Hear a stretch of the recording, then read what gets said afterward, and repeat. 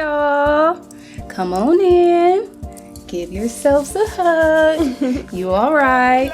If you are tuned in right now, I want to let you know that you are a super dope person, and I'm excited to have you here along with my beautiful guest, Miss Tabi P. What's up, y'all? So if you guys don't know, Tabi P is an amazing artist. She's a lead in the band. The Nameless Band. But Tabi P, tell us how you feeling today? I'm doing pretty good. It's been a, pretty interesting day. But I'm happy to be here. An interesting day? Yeah, it's been gloomy outside, but it's been a happy moment, despite how the atmosphere is trying to tell us to feel. I still feel great. It warmed up a little outside, but today has 2 minutes. definitely been a gloomy day. But thank you for making time to be here today. Thank you for having me. Excited to have you here. I love my artist. My sister is actually a musician as well. Nice. Her name is Uzi Susie. I don't know if you've ever heard of her. She's I think I've heard. What's up, Uzi? Hey, Uzi. And we from Ohio. Turn up. You know what? That's funny because I find my people anywhere in the world. Yeah, we just magnet to each other, It's the skin. Yeah. That's what I was like. Where you from? What kind of water you been drinking? Your shit's glowing. Who are you? You're not from here. But anyway, so tell us a little about yourself as an artist. What got you started? Well, I am a pop rock artist. I songwrite in a lot of different genres as well. That include like country, gospel, hip hop, EDM. I kind of, dabble in all the spectrums. I just kind of like music, so I just do it all. Punk rock? Yeah, why not? Punk rock? Yeah. What made you choose that? Well, it's pop rock, actually. So pop rock is like, when I grew up, I was a latchkey kid. And instead of watching BET, we had MTV on our cable channels. Mm-hmm. And I grew up listening like to Gwen Stefani or love her. Yeah, the A-Team. I just like little things kind of stapled in my life that for other people it probably would have been other artists. But because I grew up kind of listening to MTV, I kind of gravitated to those people. And so then I started listening to like Pink and Avril Lavigne and yes, Panic at the Disco. Like those are my all-time favorites. And so I started realizing like I also like Beyonce or Etta James, like also the soulful things. I also liked Rihanna, like how she was kind of spunky. Not only did she like do R&B, but she touched on a lot of genres herself. Mm-hmm. And her look is more like, on the rock alternative side. So I kind of gravitated to all of that and was like, well, how do I be myself in all of these things that I chose to like? And it came out as Tabi P. All right, Tabi P. So what is your style like? Like I see you got on your show. If you show them a little glitter real quick. She came through shining a little bit. So tell us a little bit about your style. Like what inspires you? Well, I like things that kind of pop out. Like I like to wear black, mm-hmm. but I like to wear statement pieces as well. I also like to change my hair a lot. So I like when I pick out my hairs, it's the same as I pick out my outfits. If it stands out and I think it's going to look good on me, then why not try it? I don't think we were supposed to just meant to just look one kind of way. I think we're supposed to, try them all and see what works for you. I agree. Because how do you know what you like unless you try everything? Unless you try it, yeah. How do you know you're not going to like this long bob over here and you never had it? Mm-hmm. Or you might a shortcut, like a pixie cut. I've never tried a pixie cut. I'm going to try it, Do it. Yours is cute. Thank you. I try to keep my hair pushed behind my ear a little bit, and I do my ponytails. You want the wind messing with it. But yes, I absolutely think that you shouldn't stay in just one kind of look or one kind of feel because mm-hmm. you'll be a boring person for your whole life. Yeah. So your clothes, the way that you wear your shoes, your hair, everything like kind of creates the person who you are. So what really ignites you? I know that you're an artist, but mm-hmm. what ignites you? Seeing people have a good time while I'm on stage. Like my favorite part of being an artist is showmanship. So when I'm on stage and I see people like most of my songs have messages to them. So when I see people adapting to them or really connecting with them, sometimes we get people dancing on the stage with us. Sometimes we get people like getting on top of chairs and rocking out with us, but they're rocking out in a positive manner. Mm-hmm. So it's like they forgot about all the bullshit that's going on in the world and they decided to take this time just to be free. And it's to my music. and it just kind of it's a thing for me. Do you call people up on stage? Oh, absolutely. How you do it? The most awkward Call me person. on stage real quick. I want to jump down. Call me on stage. I'm like, come on, listen. I'm like, oh, you want to? Yeah, you listen. La la la la la. Come on. Just jump up here. Fuck those stairs. Come on. Jump up there. Okay. Yeah, guys, come on, help her up. Okay, that's a better deal. So come on, we got you. And then you just vibe out on stage with me, even if you don't know the words, because I am an upcoming artist, so a lot of people might not. Well, that's going to change in a couple years. Okay. Listen to the music. Okay. But when people, even if people don't know the music, the vibe is still there. If it's good music, people still feel it. Mm-hmm. So if they get up there and they're vibing to the music, it makes the whole crowd just like adapt to that feeling. It's a beautiful thing. Have you ever had anybody come on stage that you was like, all right, get off the stage now? Oh, my best friend. My best friend. Let me tell you, my best friend Adagio, that motherfucker will get on stage, and he means all well. But we all have those people that love us so much, and they want to support so much. Sometimes I'd be like, all right, just get off the stage. But he's all good. Let him get on the stage. I do sometimes. Okay. Sometimes I don't care if I'm, Do you have other people that you perform with? Well, so I throw showcases. Mm-hmm. So, of course, I get people to come on stage or, do performances as well. I have people who feature with me as well in certain songs, so I bring them on stage as well, or they'll bring me on stage, whoever shows it is. And, yeah, it's fun. So who would be someone that you would want to collaborate with? Have you thought about that? Oh, yes. Pink. Pink? Yeah, I would love to write a song for Pink. That would be dope. That would be like a dream. Did you write it yet? I wrote a few songs she might like. Did you send them to her yet? No, not yet, because a lot of people tell me I should just keep them. What? Yeah. If that's something that you want to do, you got to send her the song. I mean, yeah. Pink, if you ever come across this podcast, Bruce Flowers, Tabi P is absolutely looking forward to working with you. Yeah. And I know it's going to be fire. Yeah. Hit my girl up. Definitely. It's going to be there. Just come back to this interview and be like, I told you so. You know what? Take this interview and send it to her. Yeah. Send it to somebody in her team and see what happens. You don't know unless you ask. Yeah, true. I know that to be true. Yeah. Closed mouths don't get fed. That's true. It's just not a cliche. But okay, I don't know anything. I just podcast. Nah, you know something. You know a little show. A little bit. So what role does music play? Like, what is it? How does it truly play a part in your life? It's an outlet. It's an outlet for pain, for love, for feelings that you can't describe. It's just a way to not, go to jail for hurting somebody because you got it all bottled in. Mm-hmm. It's just a way to express yourself. So when you're writing, take us through like your creative process. So when I write songs, sometimes I'll write it to a beat that a producer's created, or sometimes I just write it in my head without the beat. I'll usually write the whole song and then go in the studio and record a rough. When I record the rough, I see if I like it or if my producer or my team likes it. If they do, then instead of doing the final rough, we just perform it and see if the crowd likes it. If the crowd likes it, then it's worth recording. Oh, wow. Yeah, you save a lot of money that way. That's a cool way to do things. So you mean a rough draft when you saying the rough? Well, yeah, just the idea. It might not even be like all the harmonies. You might not even know all the harmonies right then and there, or you might not know we might not even know what the bridge is going to be. But we created such a solid foundation with the hook and the verses. We perform it, and then we might make the hook up on spot. And if it works, it works. So that's like when you don't go in there and record and you just perform it in front of somebody. That's kind of like doing market research. Yeah, like basically. To see what the people like. See what the people like. That is really cool. Yeah. Do other artists do that, or? Well, I don't know. When I explain the idea to other people, they feel like, it saves a lot of money. You don't go in there and record something that might not click with the crowd. And they say, that's a good idea. But I'm not sure if people do it. I think it's a good way to do it, though. That's an amazing way to do it. That's thinking outside of the box. Like, why waste studio time when you could just get somebody to pay you a couple dollars to perform it? And then see if that is the actual one you want to actually go forward with. Wow, that's amazing. So when you're writing, do you just pour out all of your emotions and pain, or do you take on other people's kind of attitudes towards things and write about it? Some of my songs are definitely about something that I've went through, and then other songs are pieces of other people's life that I've elaborated on.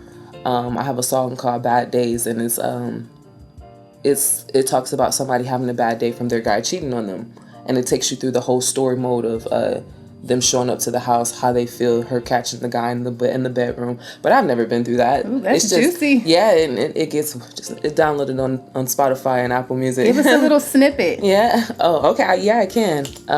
Ooh, artist always ready to perform. Yeah, Go ahead. I'm rolling alone. I'm lost in the smoke.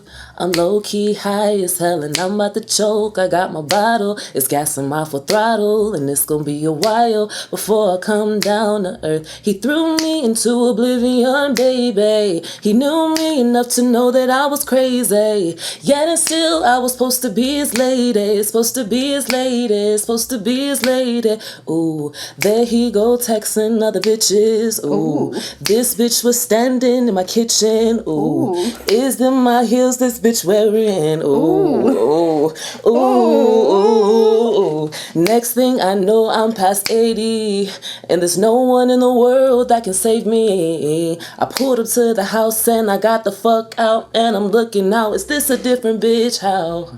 Dang. Ooh, that's catchy. Look, I caught on that quick. You did. You can't. Yeah, we just talked about this. Come on, put me on stage. I always wanted to become a background singer, y'all. That was my debut. Y'all better stop playing with us. Yes. Tabi P. But and that the band. But that one was more so. I've never been through that. I've never pulled up on my guy cheating or anybody or anything. But just having the idea and deciding to storytell and elaborate on it, it just became a piece. Wow. Well, I absolutely went there. So I was absolutely in the story, like pulling up to the house. Do she got on my shoes? Yes, that's my heels, my Wow. autos. Oh my God. So that's so important as a musician to express everything, like, because somebody could always resonate with it. Yeah. Like, I've never dealt with that before either, but I felt like I was mad just a second just- ago. I was like, ooh, like that's my friend over there. Ooh, I don't like that. But wow, like music is powerful. Yeah. How do you feel like after you write a song, after you perform it? Like, is it some that just get dumped in the trash? Like you say, this can never come out, or that you hold dear to you? I'm gonna be real honest right now. All of them are like, dump them in the trash. That's a lie. But it's only because an artist are their own worst critiques, and so I go through it and be like, oh, that wasn't good enough, and then but that's the whole reason of me going to the crowd first to seeing if they like it, because it's no longer my opinion. It's about what matters to the mass. So I could be like all day. It's like songs that my friends would be like, oh, you should keep that song. I'm like, no, I'm selling it. I don't want that song. But I like the songs that I could have prepared for Pink. It's like, oh, I'm selling them. Yeah, absolutely. I got the song that I got for that Taylor Swift could absolutely kill right now. But people heard it and was like, oh, you're crazy as hell if you give that up. and then I go back and listen to them like, huh, maybe I should keep it. What's more important for you, to keep a song for yourself and potentially get recognized for it, or sell the song to an artist that you know could like just kill it and get recognition that way as a writer? What's more important to you? I mean, honestly, to me, it doesn't matter. I think as long as the message gets out. I mean, a lot of people can be like, they're in it for fame or they're in it for the money. But me, honestly, it's always been a hobby and it's always been to service other people. Music for me, has always been to service other people. So whether I'm on stage delivering the message or whether I can sell it to an artist and they convey the same message, the message is still getting out there. That's I do want to be compensated for my for my work. Of course, as you should. Because I really like that song that you just sung. So definitely, y'all go check that out. Download it. So tell us. So you're a great storyteller, clearly. So tell us about your best performance and your worst performance. Oh, let's start off with the worst. My worst performance was probably my first performance. And I didn't understand what stage fright was until I actually got on the stage to sing. I could get on the stage and talk all day, but to sing, it was like, so I forgot a lot of the words. I had this rose that I was kind of just waving at everybody. Like, it was really, like, it was like a wand that I don't know what was going on, but it didn't look right. I was very, my hair was done up by this hairstylist. Shout out to, whoever you were. I forgot your name. But, he did a badass hairstyle on me. It was raw. And I looked amazing, but I was just not cutting it. I had no energy on the stage. I was so nervous. It was like I was just clammed up and pointing this rose at everybody. And I went back and looked at it, and I was like, oh, yeah, I can't do that anymore. Did the people boo you? No. Were they silent? Yeah, no, they weren't silent. They encouraged me.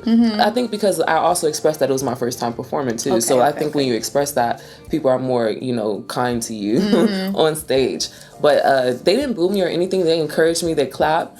But I knew I didn't do a good job. And my team also, my team wasn't sugarcoating it. They told me, hey, you got to get better. Like, we understand that was your first performance, but if you want to do this, you gotta practice and learn how to learn what stage performance is. And so then after that, I just kept practicing. I kept practicing, kept working on it. My best show, I would have to say, the best. Like, you rocked that joint. Ooh. People was hitting you up like, yo, you did that. I'm gonna pay full price the next time. So my best show was probably also another worst show too. I was performing at the Landing, and they told us ahead of time that it was no cursing on the songs. A lot of my songs have curse words in them, but they told us it was no cursing at first, and it was pouring down, raining, and we decided, bump it. We're just gonna do the show anyway, and we did it, and all you saw was these random people coming out with their umbrellas, dancing in the rain to our songs. And so we cleaned the song. Like, I don't never clean my songs up because I'm a rock star. I'm like, if you don't like it, whatever. But they told me kids were going to be out there. Kids are it's a weak point for me. Like, I'm not going to disrespect kids. You tell me kids and they're going to be out there. I'm not cursing in front of them, point blank. So, we get to the third song and we're rocking out. These people are like with us in the rain. Like at first, like all the other performances, they're just kind of underneath the awnings, trying to not get wet. But they're out there with us. Some people are like, just bump the umbrellas. Let's just out here and have fun. And I'm feeling it. Like the energy is just going around. And my guitarist is playing and he plays a little bit after the track. And I'm like, oh my gosh, you played the shit out that guitar. And they cut us off and kicked us off the stage. They shut us down, shut my mic off, shut their amps off, and kicked us off stage. Dang. Everybody was like, boo. All you heard was boos from the crowds. The other sound guy was trying to talk to the main guy, telling him like, oh my gosh, she didn't curse during the song. She only said one word, but he was not going for it. But I felt so great coming off that stage, even though we got kicked off. Well, did the people clap for you guys when you were getting kicked off the stage? Yeah, they were just like, bring him back. And we kind of started doing it a cappella, but he had a electric guitar, so we couldn't get that far. But it was the best feeling and the worst feeling of my life because I always wanted to play on the Landing stage and I finally got there only to get kicked off. Wow, the Landing is a bad place anyway. Is it still there? No, it's not even here anymore. They should have let me play. Yeah. Fuck the Landing. Hope no kids are listening. Don't repeat that. Don't repeat that till you get 18. Okay, so I heard that you said that you have a soft spot for children, right? And you won't ever disrespect the kids. Yeah. Are you a mother? I am. I have a son. He's 7. You have a 7-year-old son? See, I knew you was a mommy. Yeah. How is that being a mom? Oh, it's great. It's they don't come with a manual guide, but we figure it out. Yeah. Yeah. I try, right now I'm on this thing where I'm teaching him how to use his mind, like how to be visual with his mind. And I feel like if I teach him at an earlier age, he'll learn control over his mind and thoughts earlier in life than a lot of people do. So how do you guide him there? Well, right now, it's just like memorization skills or teaching him how to visualize things that he's already seen instead of just being able to repeat it back. Like, what color was the ball when you looked over there? Or what color was the curtain when you looked over there? Like, it's like triggering. I don't know. Honestly, I honestly don't know what I'm doing, but I feel like it's right. I like that. All right, I'm the 7-year-old son. I love to be in somebody's business. Yeah. So help me, teach me something. You lost your lunchbox. I did. And you don't know if you took it out at the house or if you left it at school. So I tell you, okay, think, when you were taking everything out of your book bag, what all did you pull out? Do I have to close my eyes? Okay. I don't know what I pulled out my book bag. I pulled out my pencil. What color was your pencil? Yellow with pink. Okay. It got the number 2 on there. Sharp. Can you see it in your head? Okay. What else did you pull out? I didn't pull out the lunchbox. You didn't pull out that lunchbox, that bag empty. Yeah. But now you could visualize it instead of just be like, oh, I don't know. I don't know. Yeah. Now it's teaching you how to actually look back on the moment and visualize it to see what you actually saw. Wow. That's so, do you feel like as an artist that's important than just memorizing? Like, you think he can learn more that way just by being a visual? Well, I feel like he'll be more observant to things around him and more in tune with how he thinks. A lot of people, what I've realized is from a young age, I've always been in tune with how I think. Like I'm able to control my thoughts. I'm able to memorize a lot of things. And I also realized later in life that not a lot of people can do that. Not a lot of people can comprehend what they read. They just read, and it's just a sentence to them. They don't understand what the sentence is being said, what the sentence is saying. So when I try to teach him that, I think it's going to be when he has control over his thoughts, he'll be able to manifest easier. He'll be able to look for red flags and actually know what the red flag means. Like, is that worth doing it or is it not? Or is that just associated with something bad and I don't really know what that bad is? Like, he'll be able to think for himself, not just follow what everybody else is saying because he doesn't know how to think for himself. Wow, that's super powerful. Do you travel often? Oh yeah, every chance I get. Every chance. So since you travel often as an artist, how do you cope with being away from home since you're a mother? Like, how do you cope with the two? Oh, well, depending on the time of year, Aaron will come with me. Like if it's summertime, why not? I'm not doing anything like really not kid friendly unless it's a show, and then if I have family there, of course he'll stay with the family. But other than that, we're going to we're going to the zoo, we're going to the festivals, we're going anywhere that he can experience that out of town trip too. Oh, I feel like something in my nose. Well, okay, so you have a traveling child. That's awesome because most kids are pretty much standard at the house, or they going to school, they're not really traveling with their parents. Well, if it's during school time, then my mom's home, so she'll be able to take care of him when I can't take him. All right, let's get something juicy going in here. Okay. All right, so you're a parent. What kind of friends does your son have around? And I'm asking for a reason. So. Well, what kind of my friends or his friends? No, his friends. Oh, he has regular school friends, I guess. He has some of my friends' nieces and nephews coming around, or brothers and sisters. Like, we have younger brothers and sisters and stuff. So he suffices. Okay. He's like as popular as I am. Oh shoot! Everybody loves him. Okay, so I want to know about an experience that you had when you were younger with your group of friends, because you're an artist. Artsy people hang with other creatives, right? Yeah. Well, maybe. Maybe. Everybody is creative in their own right, but with your relationships as a child, like how did your experiences with your friends like mold you or shape you into the person and the artist that you are right now? Ooh, honestly, back then, I knew I could sing and I could play the piano back then. But I wasn't really into music. Like, I was going through a lot of childhood trauma that was pushing me away from that. Like, it was a lot of things associated that people wanted me to be and I didn't want to be it. So I just completely blocked the whole lane off. But I do believe that those childhood experiences gave me experiences to write from, or even the drive to help the people who helped me back then. The only experience I had as a kid was I got into a lot of trouble, and I ended up getting sent off to. I was on juvenile probation, and American Idol came in, and I was staying with my best friend and her mom at the time. And she was like, "Oh, you should go to American Idol." And that was the first time I felt like somebody ever believed in me. Oh, wow. And so I was like, "Really? You think I should go to American Idol? Like, I haven't sung for you. Like, did you even know I can sing?" She was like, "You should go to American Idol." And I'm like, "Huh." I asked my probation officer, and my probation officer said no. And so I didn't go. But the fact that she believed in me, and she was from the atmosphere that I was from, so hardcore, it was like, damn, I probably could do this for real. Like, I probably can, do this music shit. Why not?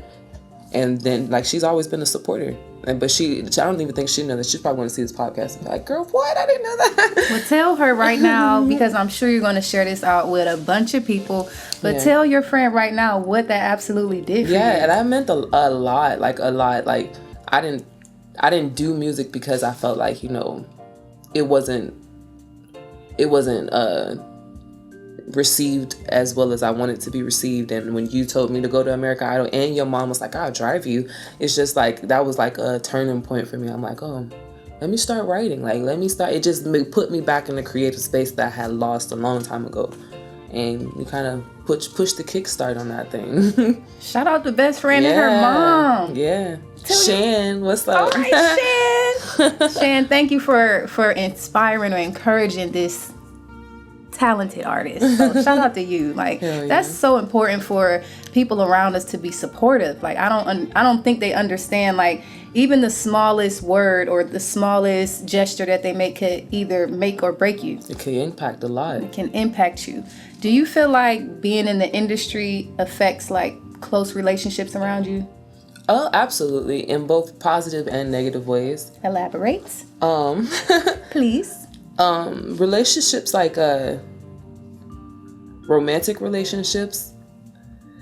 Relationships, period. Your family, your friends, romance, like, all of those. Family kind of put a strain on family because my mom was a preacher and I did pop rock.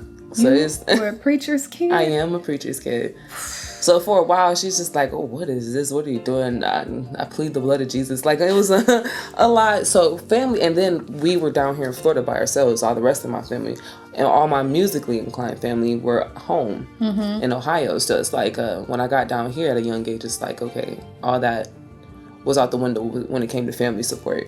But then she got on the train and she was like, okay, maybe you're doing something out there. These people gotta like you for a reason. So then, but with friendships, I don't get to hang around some of my older friends a lot because it's just now a different, we evolve differently. Yes. And it happens, and I'm still there for them and they're still there for me. It's just not on a hangout basis. So I feel like me going into my creative persona that I am, it kind of neglected that side of what they liked as a friend in me. And I'm kind of comfortable with it because I feel like it was a better change for me. And they did some things that was a better change for them. Romantic wise though, this music thing is, it's crazy. Like, for a while I was in a relationship with somebody else that was in the music industry. And it was a wild ride. It was toxic as shit. It was, we were doing everything we weren't supposed to do. We were arguing with each other. And then I got out of that. And then I met a friend. And we've been kicking it. But I think it's all in how you make it. Because the two are totally different.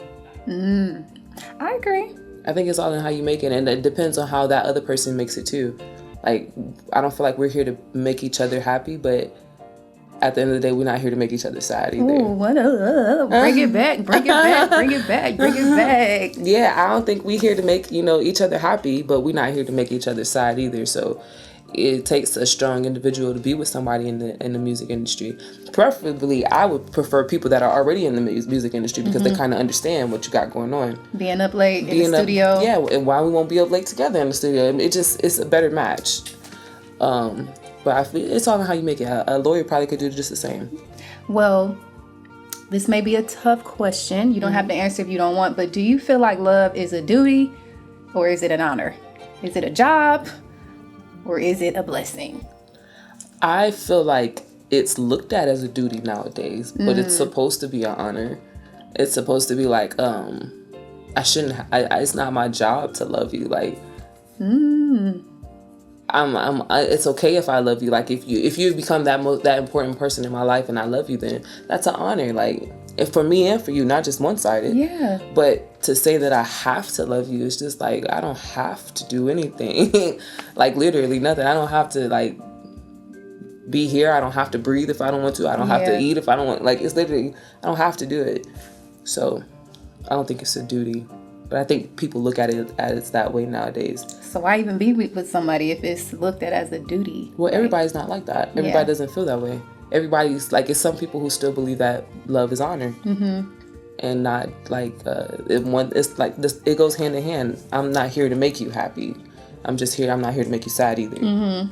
So I feel like people think that duty is for somebody to make them happy, and it never works that way because you have to make yourself happy first.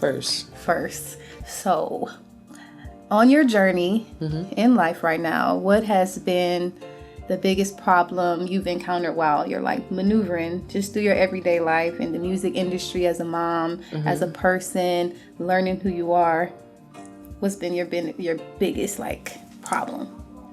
I think it's the learning who you are, and it's still not fully satisfied. Like I'm still not fully at the point of who I'm supposed to be, but the journey of learning it and having so many outside influences, inside influences, insecurities, like that, the part of being comfortable with yourself and knowing who you are as an individual is probably the hardest thing.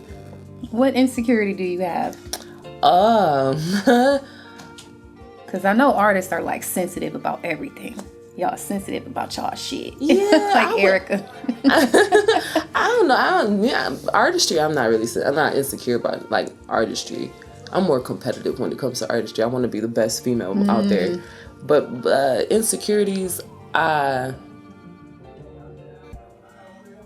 probably look wise. Like if I'm not on point, I don't feel the best. I feel like but I have to be on point. Like if I'm having like a bad hair day, like you're gonna see it all over my face. And sometimes I don't care. Like I've gotten to the point where it really don't faze me as much as it used to. Like I used to couldn't be able to walk out the house looking any kind of way. Now I can go out in the bonnet and not really care. Don't go out in the bonnet. No, I'm not gonna go out in the bonnet, but it's to that extent. It's not really. The bonnet gonna be cute as shit. But yeah, I don't know. I guess another insecurity would be that I wouldn't call it an insecurity, but I'm a perfectionist too. So I guess that is an insecurity. If if it's not perfect, then because as a perfectionist, I feel like you can want everything to be so perfect at every moment in time. Like you're never going to move past that. Like nothing is ever going to be perfect enough. Nothing is ever going to be perfect because we can't please everybody on the planet. So it's like, do you want to spend a lot of time perfecting this, or just put it out there and just be authentic with it? Yeah, I guess. But I feel like perfection is authentic.